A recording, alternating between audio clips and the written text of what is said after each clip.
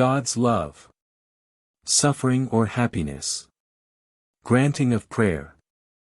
BD number 3382. December 28, 1944. You humans don't understand with how much tender love I look after you, or you would not so anxiously and fearfully look to the future. You are at all times well cared for by me. I will not leave you on your own, and if you deem yourselves alone and abandoned, you are merely unreceptive to my current of strength which flows to you continually. And then you will have to make an effort in order to feel me. You must think of me in your heart and want to accept me therein. Like children, you must take refuge in my arms with all your worries and troubles and ask me to take them from you or help you to carry them, and my love will always gladly do so. You came forth from my love, and this love can never ever diminish, and were you able to grasp the extent of my love, you would live an entirely carefree earthly life, because you would know that you are protected by my love, for true love, which is united with might and strength, can and wants to do whatever is good and a blessing for its recipient.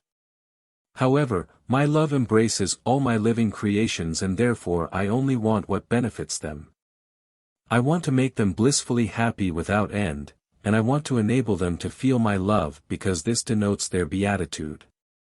And if you humans believe that I am love itself and that I am unable and unwilling to do anything other than what is good, you should let go of all problems, for I watch over you in earthly and spiritual respect, and this increasingly more successfully the more you allow me to influence you and the less you resist me.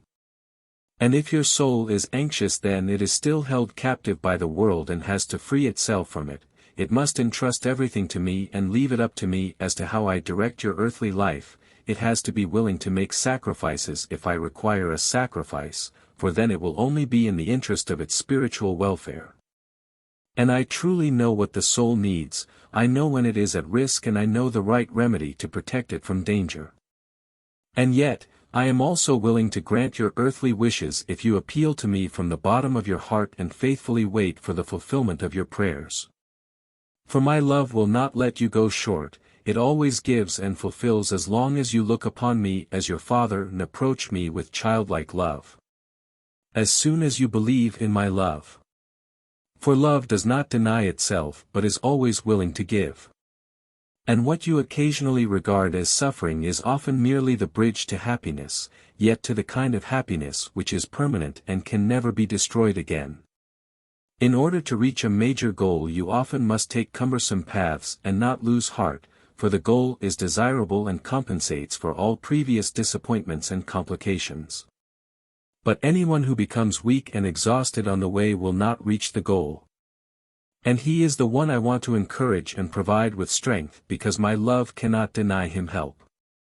Yet you have to believe in my love even if it is impossible for you to understand its entire magnitude.